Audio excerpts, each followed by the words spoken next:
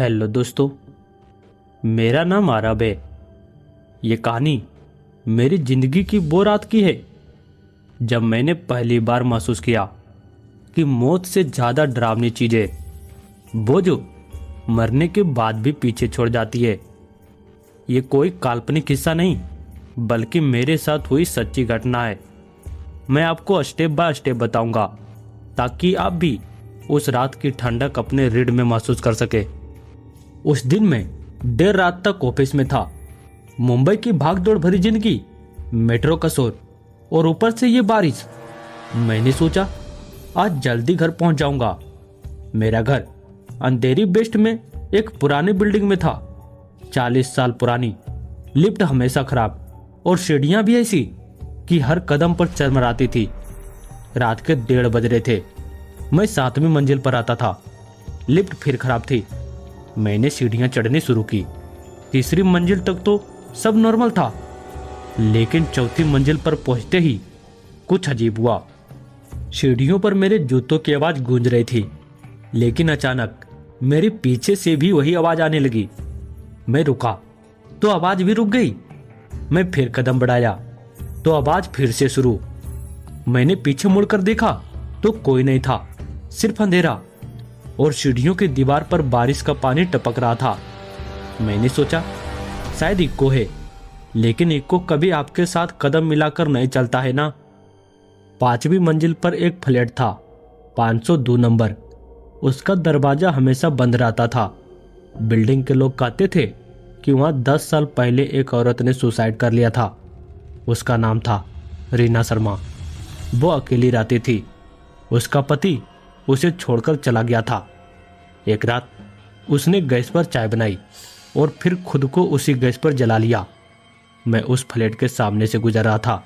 दरवाजे के नीचे से हल्की हल्की रोशनी आ रही थी और अंदर से आ रही थी चाय की खुशबू, ताजी चाय की। लेकिन वो फ्लैट तो 10 साल से खाली था। मैंने तेजी से कदम बढ़ाया, लेकिन 6ठी मंजिल पर पहुंचते ही मेरे फ्लैट के दरवाजे पर कोई दस्तक दे रहा था। मैं अभी 6ठी मंजिल पर था।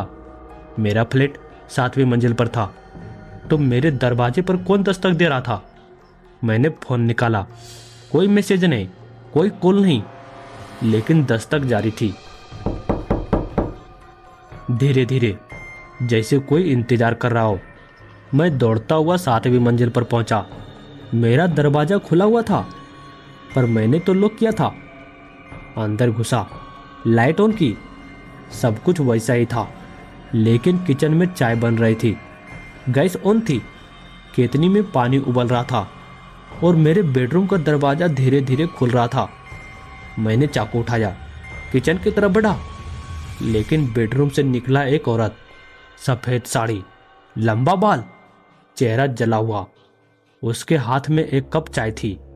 वो मुस्कुराई और बोली, चाय पियोगे?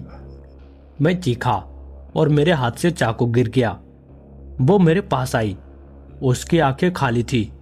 वो बोली, मैं रीना हूं, तुम्हारे फ्लैट में 10 साल से रह रही हूं। तुम बस किराएदार हो।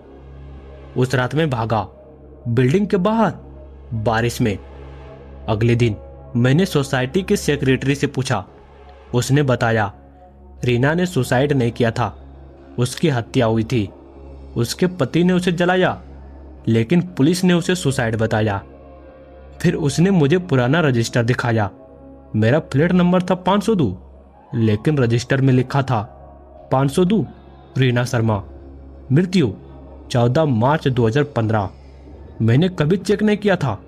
मैंने जो फ्लैट किराए पे लिया था वो उसी का था। मैं अब दिल्ली में रहता हूँ, नई जगह, नया फ्लैट। लेकिन हर रात जब मैं चाय बनाता हूँ, केतली की सीटी बजने से पहले मुझे ऐसा लगता है कि कोई मेरे कंधे पर हाथ रख रहा है और कान में फुसफुसाता है, चाय ठंडी हो जाएगी। हेलो दोस्तों, अगर आप भी किसी पुराने बिल्डिंग में रहते हैं तो कभी भी रात में अकेले सीढ़ियाँ मत चढ़ना, क्योंकि कभी कभी घर आपका नहीं होता, आप घर के होते हैं। अगर आपको ये कहानी पसंद आई तो अपने दोस्तों को शेयर करें, और हाँ, अगली बार चाय बनाते वक्त दरवाज़ा चेक कर ले।